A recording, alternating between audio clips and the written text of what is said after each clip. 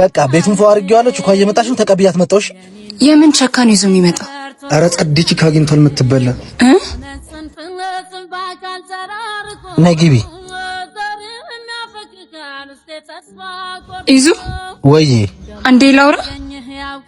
እሺ ግቢና ጠብቂኝ። እሺ ምንድነው? ምን ለማድረግ እየሞከርክ ነው? ምን አደረኩ?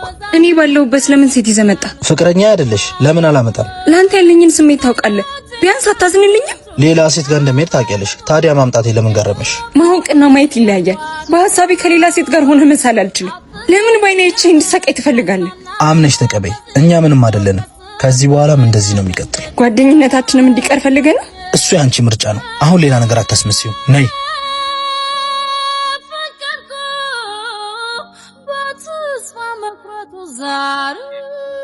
ምን ሆነሽ ነው? ምንም አልሆንኩም ቃልዬ።